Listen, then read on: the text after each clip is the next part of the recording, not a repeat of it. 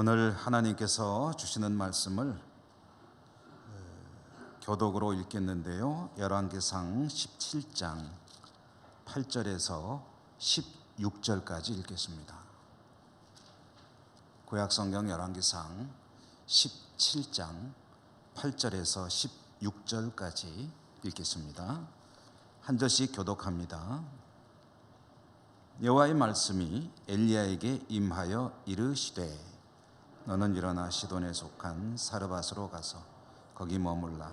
내가 그곳 과부에게 명령하여 내게 음식을 주게 하였느니라.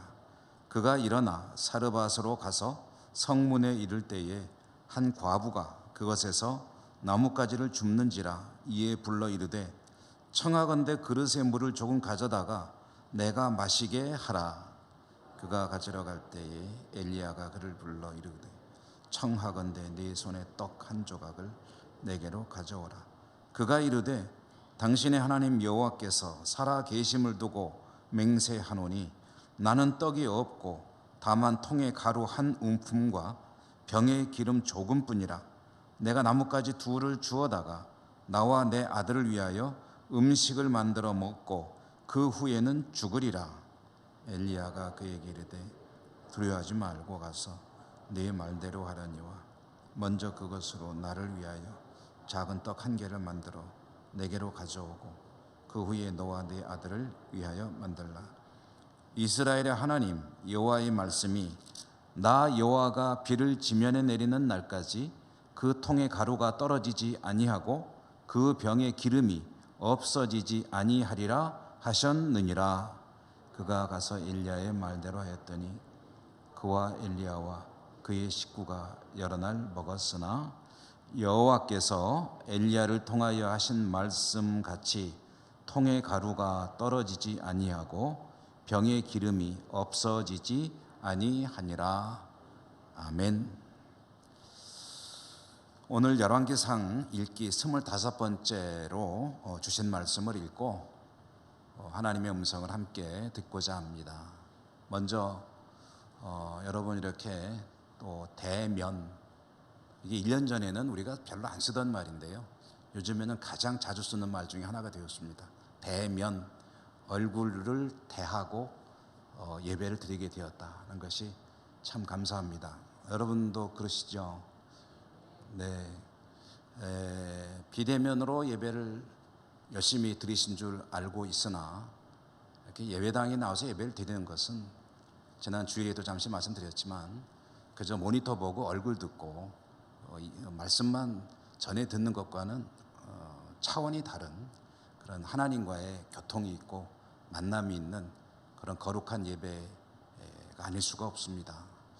앞으로는 정말 다시 예배당이 문을 닫고 예배를 그냥 온라인으로만 드리는 그런 일이 없기를 간절히 바라고요. 저도 그렇지만 여러분들께서도 늘 항상 기도해 주시면 고맙겠습니다. 오늘 말씀에 들어가 보도록 하겠습니다. 북왕국 이스라엘은 하나님의 백성들에 의해서 이루어진 나라입니다. 그런데 이 나라가 아합과 이세벨이라고 하는 사람, 좀 더 근원적인 원인은 이세벨이죠. 이 두 사람에 의해서 너무나도 쉽게 바알의 나라로 변해버리고 말았습니다. 하나님께서 하나님의 백성들이 이룬 백성들의 하나님의 통치가 이루어지는 나라여야 하기 때문에 그대로 두실 수가 없죠. 그래서 이 나라를 이제 개조하려는, 바꾸려는 그런 일을 하시게 되는데요. 이제 징계하시는 거죠. 좀 야단을 좀 맞아야 되겠다 하고서 야단을 치시는데 그 내용이 뭐냐면 하늘에서 내리는 모든 물줄기를 다 막아버리는 것이었다. 그래서 비도 내리지 않게, 그리고 심지어는 이슬조차 내려오지 않게 해서 하늘에서 내리던 모든 강수, 내리는 물줄기는 다 스톱시키셨다. 그것을 엘리야를 보내서 엘리야로 하여금 아합과 이세벨의 면전에서 선포하게 하셨습니다. 자, 이렇게 하나님께서 시키신 일을 엘리야가 과감하게 이제 실천하였는데, 그렇게 일은 하였지만 엘리야의 상황은 어떻게 됐겠습니까? 감히 왕 앞에 가서 그런 정말 저주하는 말을 한 거거든요. 그러니 이 왕의 입장에서 엘리야를 그냥 둘 리가 없잖아요. 엘리야의 입장에서는 정말 칼날 위에 서 있는 것 같은 그런 위험한 상황에 처하게 된 거죠. 아합의 칼을 피하지 않을 수 없습니다. 하나님은 엘리야를 피신시키십니다. 어디로 갈 것인가? 요단 동쪽에 있는 그릿시네가라고 하는 곳에 이 엘리야가 숨어서 지내도록 하였습니다. 이 그릿시네가는 사람이 사는 곳이 아닙니다. 그러므로 엘리야가 지내는 그곳에서의 생활은 뭐와 같으냐면은 야생 동물과 같은 생활을 하게 되는 것이죠. 야생 동물과 같이 그곳에 땅에 뒹굴면서 물은 이제 시내로 흘러가는 물을 마시고, 음식은 어떻게 해결했느냐 보니까 하나님께서 까마귀를 보내서 먹게 하셨다. 까마귀가 음식을 어떻게 날랐는지는 잘 모르겠어요. 물어다 줬는지 도시락통에 담아가지고 들어다 주게 했는지 어떻게든지 알 수는 없지만 어쨌든 까마귀를 통해서 먹을 것을 공급받았다. 한동안 그렇게 지내야 했습니다. 그런데 이제 선포하셨으니까 비가 안 오잖아요. 이슬도 안 내리잖아요. 그러니까 물이 점점 말라 들어가지 않습니까? 그러니까 이 그릿시네가라고 해서 예외일 수가 없죠. 땅의 물들이 다 말라가는데, 그래서 그릿시네가의 물이 마르게 되었다. 그러므로 엘리야가 마실 물이 없게 되었다. 사람이 음식을 안 먹고는 조금 생존할 수 있지만 물을 안 먹고는 살 수가 없죠. 더 이상 그릿시네가에 숨어 지낼 수가 없게 되었기 때문에 하나님은 이제 엘리야를 다른 곳으로 옮기게 하십니다. 새로운 은신처를 정하시고 그곳으로 가게 하시는 거죠. 하나님께서 새로운 엘리야가 숨어 지낼 곳으로 정한 곳은 사르밧, 시돈 땅의 사르밧이라고 하는 곳이었습니다. 하나님은 엘리야에게 그 시돈 땅의 사르밧에 가면은 홀로 된 한 여성이 살고 있는데 그 여성에게 내 몸을 의탁하여 지내라 라고 계시하셨습니다. 하나님 명령에 따라서 시돈의 사르밧으로 갔는데요, 성문에 다다랐을 때에 그 한 나뭇가지를 줍고 있는 한 여성을 만났다. 엘리야는 그 여성에게 요청했습니다. 이보시오, 내가 목이 몹시 마른데 물 한 바가지만 좀 퍼서 먹게 해 주십시오 라고 요청을 했더니, 이게 물이 귀한 때 아닙니까? 근데 여성이 그 말을 듣고 아주 순순히 물을 떠러 가려고 몸을 돌이켜 가는 겁니다. 그럴 때 엘리야가 거기에다 추가해서 요청을 한 가지 더 합니다. 이보시오, 물 가지러 가는 김에 이왕이면 떡도 조금만 나에게 갖다 주시오. 먹을 것 좀 달라는 얘기죠. 그러니까 먹지도 못하고 제대로 마시지도 못하고 이 요단강에서 시돈까지 수백 킬로 떨어진 곳을 걸어서 왔으니 기진맥진했을 겁니다. 거의 초주고민이 됐을 거예요. 그렇게 아주 지쳐있던 엘리야가 마실 것과 먹을 것을 구했을 때 물을 주려고 하던 그 여성이 떡을 달라고 하니까 갑자기 이제 자기 상황을 설명하는 거예요. 떡은 없습니다. 내가 있으면서 없다고 한다면 1000벌을 받아도 좋습니다. 정말 없습니다. 지금 내가 나뭇가지를 줍고 있는데 이 나뭇가지를 주워가지고 그나마 요만큼 남아있는 밀가루와 몇 방울 남아있는 기름을 가지고 마지막 떡을 구워서 나와 내 아들이 먹고 그 뒤로는 이제 굶어 죽을 작정을 하고 이 나뭇가지 마지막 음식을 만드느라고 죽고 있는 겁니다 라고 대답을 했습니다. 그러자 엘리야가 이제 말하는 거예요. 사실 이 말을 하기 위해서 이 이야기를 건넨 것이 아니겠느냐. 왜냐하면 이것은 엘리야의 말이 아니라 하나님의 말씀이거든요.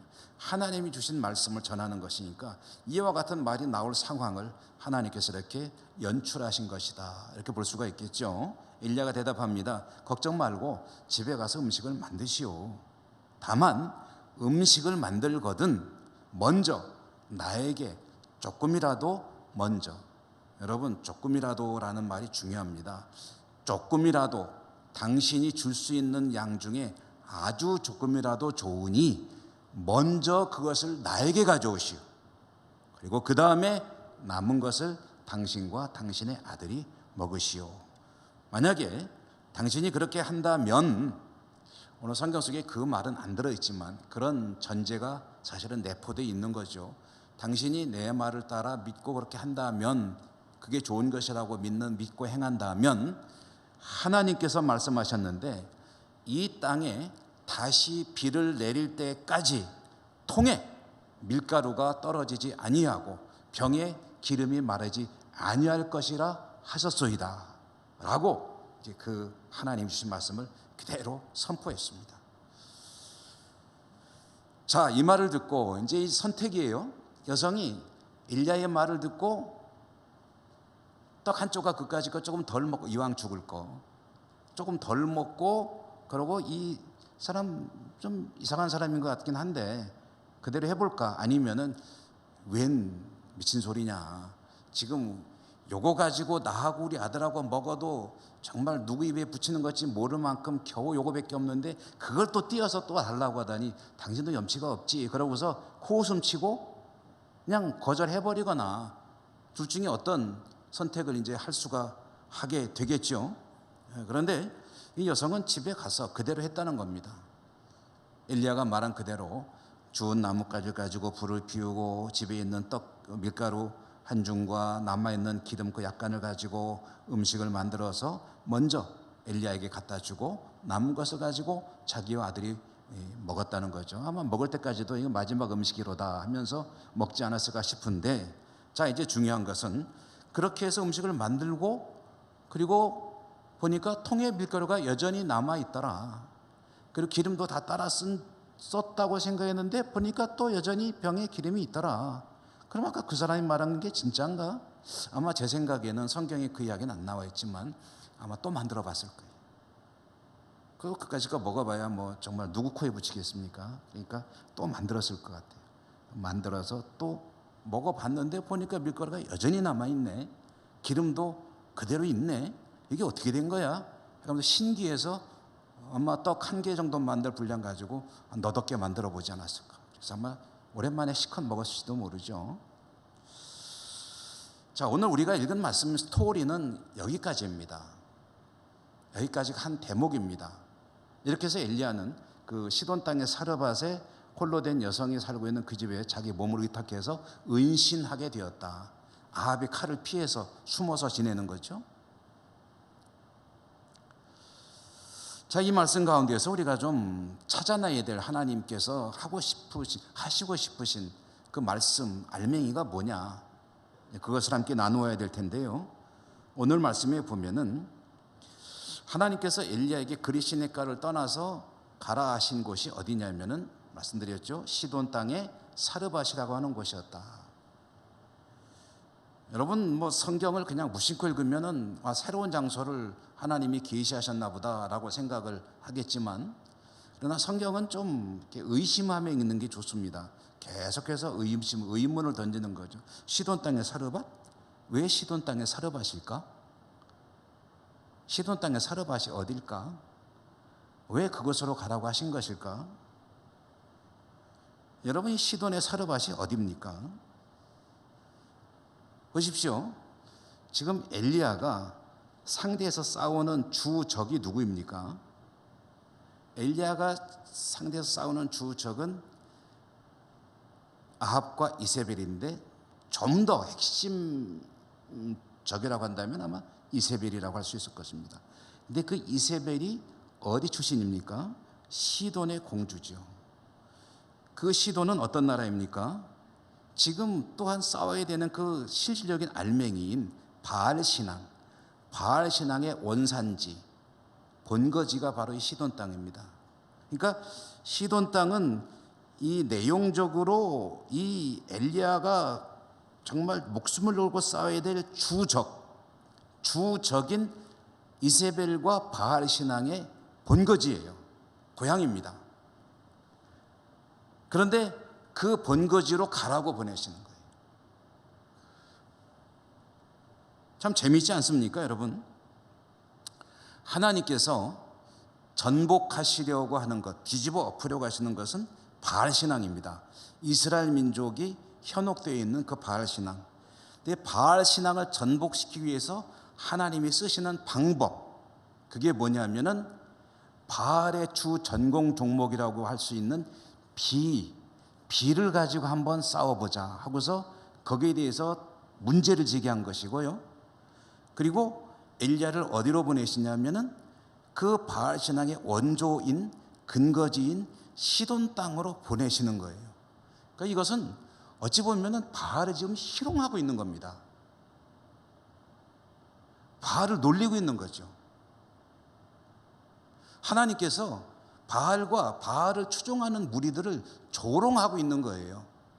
내 종으로, 그래 너 그게 너 전공이라며 그거 하고 한번 해보자 그러면서 자신의 종을 그 니네 땅 거기에 심장부에다 내 갖다 놓을 테니까 어떻게 한번 해봐라 하고 갖다 놓는 거예요.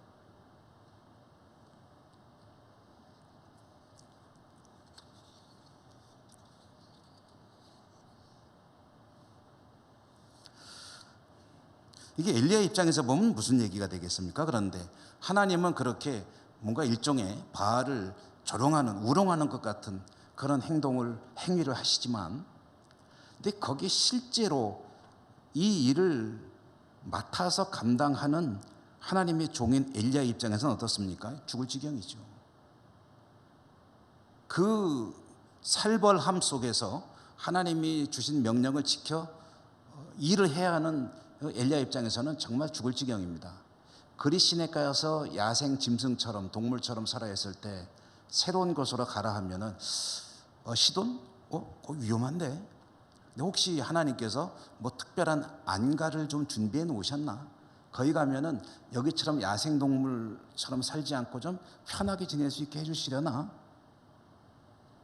여러분, 사람은 저도 그렇습니다. 여러분도 그러십니다. 뭐 크게 다르지 않으니까요. 하나님께 헌신하고 하나님께 뭔가 좀 내 삶을 드리면서 하나님의 이 일을 하고 있다면, 거기에 대해 더하여 하나님의 이 일을 하느라 뭔가 좀 고난을 겪고 있다면, 어려운 그런 줄타기를 하고 있다면 어떤 기대를 가지게 됩니까? 내가 이렇게 하나님을 위해서 고생하고 있으니 하나님이 나에게 뭘 해주셔야 됩니까? 고생하는 만큼 보상이 있어야지. 보상이. 잠깐은 고생할지 모르겠으나 너무 길어지면 안 되지. 안 그렇습니까? 이렇게 내 삶을 헌신했으면 하나님이 거기에 대해서 뭔가 갚아주시는 기브 앤 테이크 아닙니까? 하나님, 내가 드렸으면 하나님은 내 손에 쥐어 주셔야죠 하는 그런 기대를 갖는 게 당연한 것 아니겠습니까? 하나님께 나의 삶을 드렸으니 나의 삶을 책임져 주시고 내가 이와 같이 헌신하는 것에 대한 합당한 보상으로 갚아 주셔야죠. 하나님, 엘리야가 이와 같이 하나님의 명령에 따라서 위험한 임무를 수행하고 있다면 하나님께서는 엘리야에게 그래도 거기에 합당한 그런 안전도 보장해 줘야 되고, 그리고 좀 지낼 만한 어떤 환경도 좀 만들어 주시고, 그래서 고생하고 있는데, 그 위험한 일을 하고 있는데 그래도 도피 생활만이라도 좀 어느 정도 좀 안전하고도 때로는 좀 쉬고 휴식하면서 안락하게 지낼 수 있는 그런 환경도 좀 제공해 주셔야 되는 거 아니냐. 내가 누구 때문에 이런 위험을 감수하고 있는데, 이런 생각을 하지 않겠습니까? 그런데 엘리야에게 주어지는 대우가 뭡니까?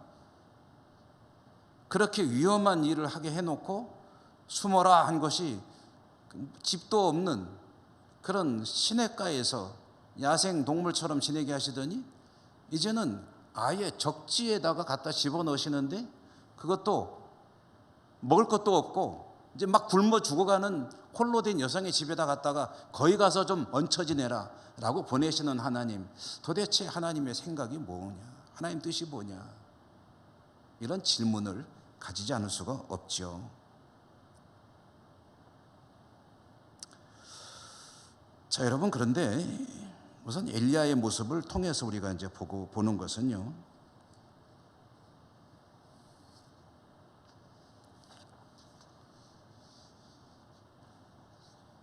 엘리야가 그대로 하고 있다는 것이죠. 하나님이 명령하시는데 거기에 대해서 뭐 다른 이의제기 없이 그대로 하고 있습니다. 어떻게 그럴 수 있을까? 저는 이런 생각을 해봅니다. 엘리야가 실제로 그랬는지 아닌지는 모르겠어요. 그런데 엘리야가 저나 여러분도 마찬가지입니다.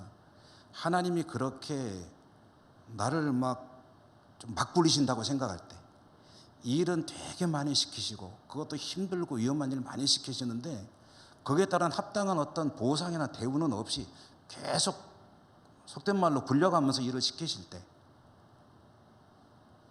그때 어떠한 생각을 해보는 게 중요하냐 하면은 내 입장에서만 생각하지 말고 하나님의 입장이 되어보는 것이다. 내가 하나님의 마음을 한번 생각해 보는 것이다. 하나님의 입장에서 나에게 이와 같이 일을 시키시면 말씀하실 때 주신 말씀의 뜻이 무엇일까? 하나님의 마음을 한번 느껴보는 것, 그건 굉장히 중요합니다. 여러분 보실까요? 한번 뒤집어서 생각해 보는 거죠.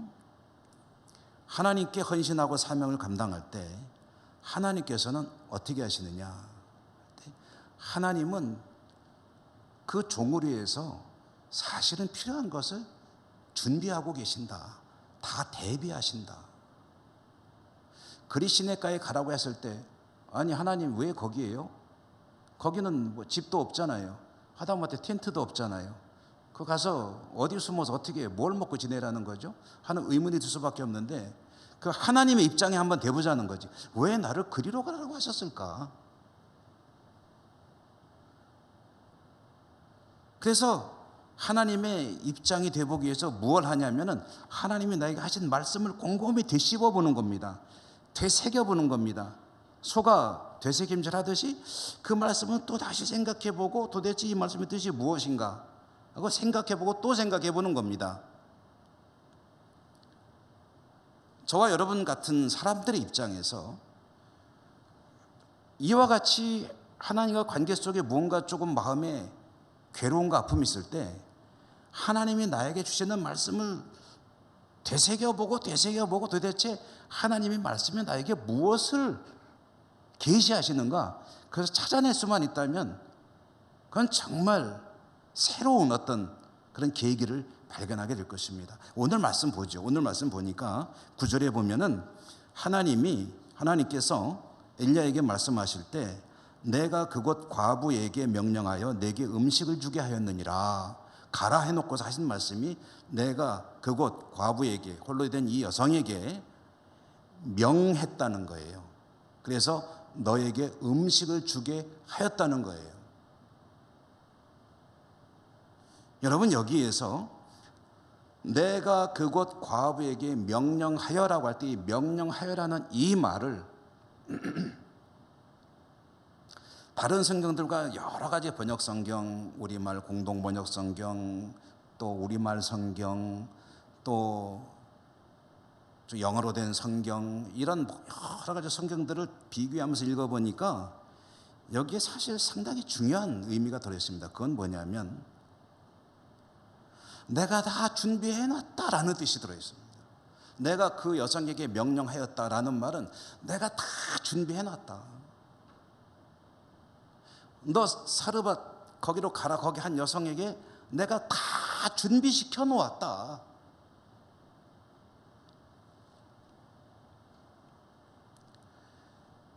그러고 보니까요, 우리가 좀 지나온 말씀인데 지난주에 보았던 4절의 말씀에 보니까 그리 시내가로 가라고 하셨잖아요. 그때 하나님이 뭐라고 하셨냐면 내가 까마귀들에게 명령하여 거기서 너를 먹이게 하리라. 똑같은 얘기죠. 사르밧으로 가라고 할 때는 내가 과부에게 명령하여 너를 먹이게 하였다. 그리 시내가로 가라고 할 때는 까마귀들에게 명령하여 너를 먹이게 하였다. 근데 이 똑같은 이야기입니다. 내가 거기서 다 준비해 놨다. 그러니 그리 시냇가로 가라. 자, 여러분, 그냥 그리 시냇가로 가라, 내가 까마귀에 명령해서 먹을 것 갖다 주게 하라는 것과 그렇게 듣는 것과 내가 하나님의 마음을 한번 느껴보는 거예요. 하나님이 나를 그리로 가라고 하셨는데 이게 무슨 말씀인가 곰곰이 들여다보니까 내가 다 준비해 놨다라는 말씀. 준비해 놓은 수단이 뭐냐면은 사람도 아니고 하다못해 일개 날짐승에 불과한 까마귀를 시켜서 음식을 공급하신다. 하나님이 그렇게 다 준비해 놓으셨다.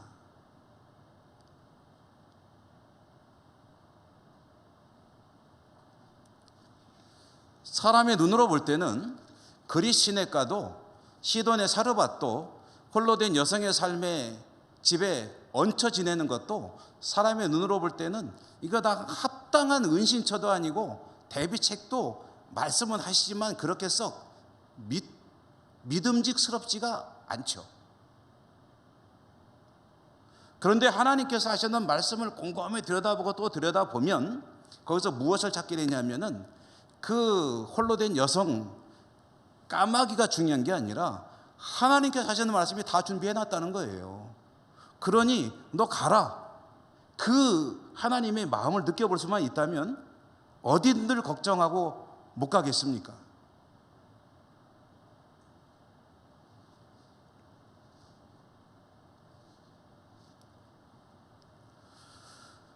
여러분, 우리도 우리의 신앙의 가장 중요한 핵심이 무엇입니까? 하나님의 말씀 아닙니까? 하나님의 말씀을 따라가려고 할 때 여러 가지 장애가 발생하는 경우도 있죠. 그런데 여러분, 하나님께서 그 말씀대로 따라가면 준비해 놓은 대비책이 있을 것이다 라는 사실을 생각해 보십니까? 하나님이 나에게 이걸 원하시는데 그렇게 하려고 했더니 너무 걸리는 게 많아. 그래가지고 하나님 죄송하지 못하겠는데요 라는 생각이 들 때, 그러나 하나님께서 하시는 말씀대로 따라간다면 거기 하나님께서 다 대비해 놓았을 것이다 라는 것을 생각해 보신 적이 있으시냐? 아니, 없지는 않으시겠죠. 나 그렇게 생각할 때가 많으시냐? 이렇게 한번 질문을 드려보고 싶습니다.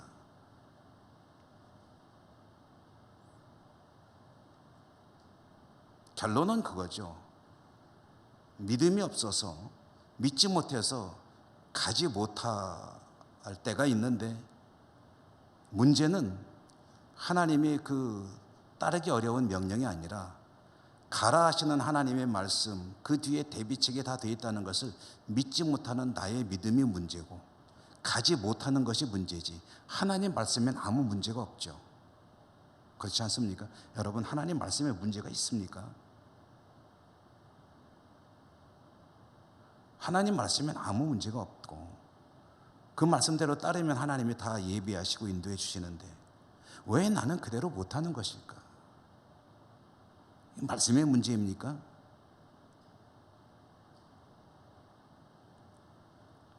아무리 그곳이 험하고 고난이 중첩된 땅이라 해도 하나님은 예비해 놓으십니다. 그 하나님의 예비하심을 믿고 따라갈 때 그 성도가 어떤 일들을 경험하게 됩니까? 이제 그때 비로소 경험하게 되는 것이 하나님의 기적입니다. 상식적으로 해서는 이루어지지 않을 일들이 일어나는 것을 보는 것은 말씀 믿고 내 생각을 초월해서 나아갈 때 거기에서 상식을 초월하는 하나님의 역사를 경험하게 된다. 창세기 22장에 보면 유명한 여호와 일의 이야기 있죠. 아브라함과 이삭이 함께 모리아산으로 갑니다. 그 명령 자체가 사실 무리한 명령이죠. 그 당시 문화 속에서 생각해도 사실 쉽지 않은 그런 이해할 수 없는 명령인데 하나님의 말씀이 앞뒤가 안 맞아요. 이삭을 통해서 큰 민족을 이루겠다 하셨는데 얘를 죽이라고 하니 그럼 도대체 뭐가 진짜입니까? 라는 질문을 제기할 수 있는데, 그런데 그 하나님의 마음을 읽어내는 사람은 하나님 입장에서 만약 생각해 본다면 하나님이 그렇게 하라 하셨으니 그 다음 문제에 대해서는 하나님께 위임하고 그리로 가는 거죠. 그리고 갔더니 무엇을 경험하게 됩니까? 죽음이었습니까? 생명이고 하나님이 모든 것을 다 예비하신다는 것을 확실하게 체험하게 되고, 그래서 그곳의 이름을 여호와 이레라고 지었더라. 이레, 하나님께서 지켜보고 계신다.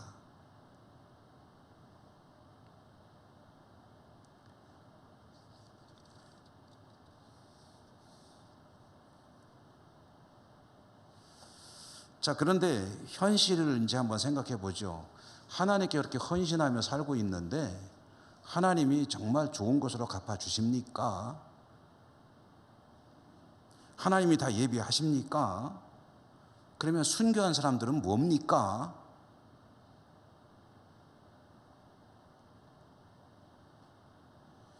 여러분, 중요한 것은요, 사실 우리의 삶이 참 힘겹죠. 하루하루 지내는 것도 힘겹고 요즘이 얼마나 힘든 시대인지는 뭐 말할 필요도 없죠. 그런데 그럴수록 더더욱 저나 여러분 하나님 믿고 사는 사람들은 성경이 말하는 복에 대해서 이해를 잘해야 합니다. 그래야 성경적인 깊은 신앙의 세계로 들어갈 수 있습니다. 성경이 말하는 그 진정한 복에 대해서 생각은 안 하고 내 중심으로 모든 것을 생각하면서 내가 원하는 것을 얻어내려고 하는 그런 신앙이 된다면 그 뒤에는 답이 안 나옵니다. 왜냐? 성경은 그것을 말하고 있지 않거든요. 여러분, 성경이 말하는 복은 무엇이냐? 성경이 말하는 복의 실체가 뭐냐? 평범한 사람들이, 저도 그렇습니다. 사실 우리 대부분이 그렇죠. 평범한 사람들이 기대하고 생각하고 원하는 그 번영,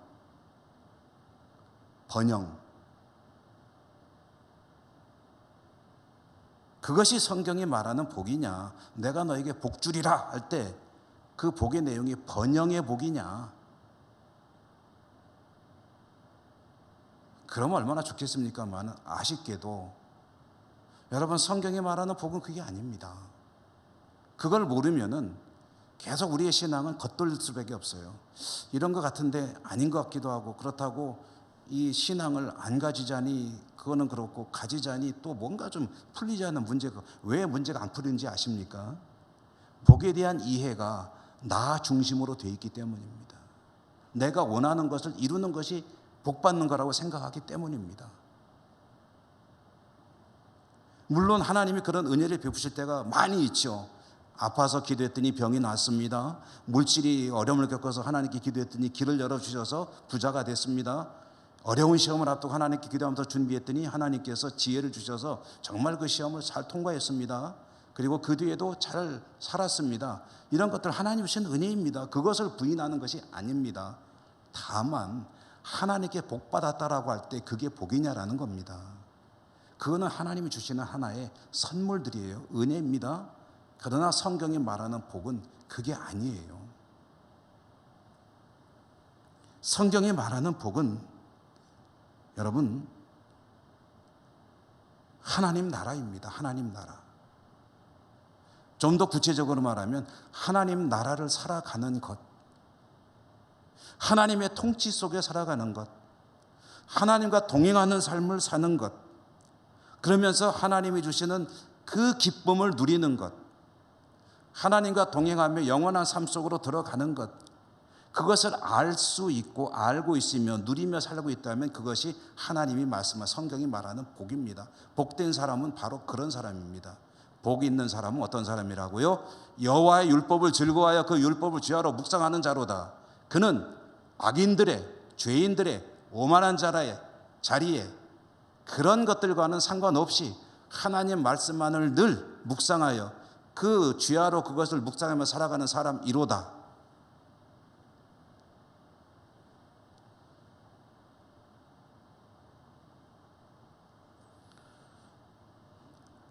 성경이 말하는 복은 하나님 나라를 알고 그 나라 안에서 살고 나라 안에서 살아가는 것이 얼마나 기쁨과 평안의 삶인지를 날마다 맛보며 누리며 그 기쁨을 꽉 붙들고 하나님과 동행하는 삶을 살아가는 것, 그것이 성경이 말하는 복의 실체입니다.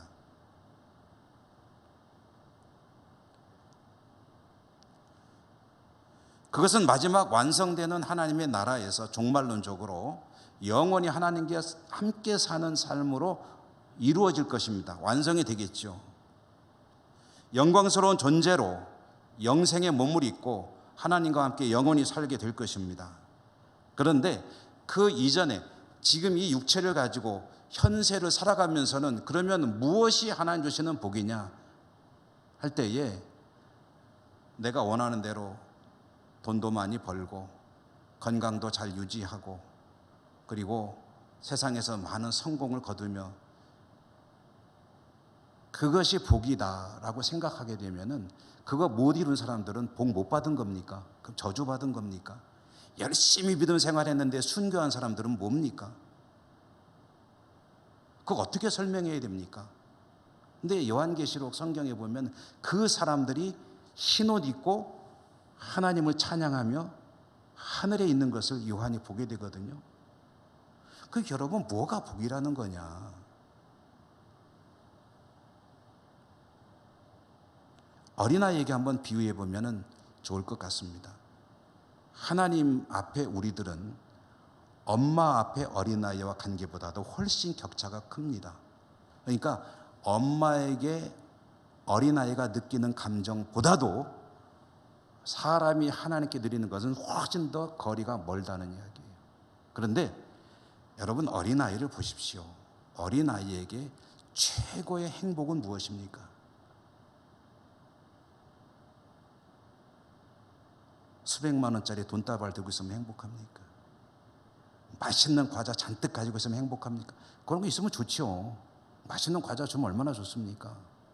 좋은 장난감, 아이가 좋아하는 장난감을 많이 가지고 있으면 좋습니까? 좋죠. 이왕이면 없는 것보다 있는 게 좋죠. 그런데 아이가 정말로 가장 행복해하는 일이 뭐냐? 그것은 엄마 품에 있는 거예요. 엄마 품에 있으면 걱정이 없습니다. 평안합니다. 엄마가 먹을 것을 공급해 줍니다. 안아줍니다. 그 속에 있으니까 평안해서 스르륵 잠이 듭니다. 엄마 품 안에만 있으면 아무 걱정이 없습니다. 그 엄마가 없으면 안 보이면 장난감이고 뭐고 다 집어던지고 때를 쓰며 울게 됩니다. 그 엄마 품에 안기는 어린아이의 평안과 행복과 기쁨처럼 성도가 누리는 최고의 복의 핵심 실체는 뭐냐? 내가 하나님의 자녀로 하나님의 은혜와 하나님의 돌봄 가운데 살아가고 있고 나는 그것을 잘 알기에 하나님 뜻에 따라 말씀대로 살려고 노력하고 있고 현실의 삶이 때로는 어렵고 힘겨워도 여기에 하나님의 뜻이 예비가 있음을 믿고 그것 때문에 걱정, 근심, 두려워하지 않고 하나님 앞에 더 힘을 내어 나가서 믿음으로 살아가는 삶을 사는 것, 그것이 바로 하나님 나라 백성이 누리는 복이라는 말씀입니다. 성경이 말하는 복은 그거예요. 그거를 다른 말로 말하면 하나님 나라이고 천국입니다. 여러분 우리가 아이고 참 여름에 뜨거운 그런 더위 속에 있다가 에어컨이 시원한 그런 방에 들어오면 뭐라 그러니까 아이고 여기가 천국일세 그러면 여기가 천국일세. 근데 내가 하나님의 품 안에 있음을 느끼며 하나님이 지금도 나를 돌봐주시며 하나님이 지금도 나를 지켜주시며 한 번도 눈도 깜빡거리지도 않고 지켜보시며 내 삶을 인도하시며 내가 하나님께 기쁨이 되면 너무너무 좋아하시며 즐거워하시며 지금도 하나님이 보호하시며 나를 둘러싸고 있으며 내가 그 안에 살아가고 있으므로 파도가 밀려온들 바람이 불어온들 무슨 두려움이 있을까? 하나님, 난 하나님과 함께 있으므로 늘 감사합니다. 찬양합니다. 이런 믿음을 가지고 사는 그 삶을 살 수만 있다면 그게 복받은 겁니다. 그리고 그렇게 살다가 육신의 삶이 수명이 다해서 떠나게 되면 또 영원한 하나님의 나라에서 영원까지 함께 살아가는 것, 그게 바로 하나님 나라 백성의 복이라는 말씀입니다. 하나님의 말씀에 온전히 순종할 때 그러한 삶이 가능해집니다. 여러분, 엘리야가 불행했을까요? 그리시네가 가지고 아이고 뭐 날 이런 데로 보내시나, 사르밧에 가가지고 아이고 보낼 데가 없어서 이렇게 당장 굶어 죽을 것 같은 혼자 사는 여성의 집에 나를 보내시나, 하나님이 요 정도밖에 안 되시나, 그런 생각 하실까요? 그런 험악한 상황 속에서도 하나님이 나에게 주신 삶을 이루시기까지 나를 지켜주시리라 믿습니다. 그 믿음 가지고 엘리야는 사명을 감당했겠죠. 여러분에게 그 은혜가 풍성하시길 주님 이름으로 축원합니다. 은혜로우신 하나님 감사합니다. 우리의 삶에 많은 어려움이 있으나 하나님의 돌보심이, 하나님의 은혜가, 하나님의 평강이 우리의 삶을 늘 지켜주고 있고 둘러싸고 있고, 우리는 하나님과 늘 동행하는 삶을 살아가고 있음을 믿음으로 고백합니다. 눈을 떠 현실을 바라보면 때로는 힘겨울 때가 있으나 하나님의 말씀을 바라보며 말씀 속에 있는 하나님의 뜻을 깨달으며 또 힘을 냅니다. 하나님이 이 은혜로 승리하는 저희 모두가 되게 하여 주옵소서. 예수님 이름으로 감사하고 기도드립니다. 아멘.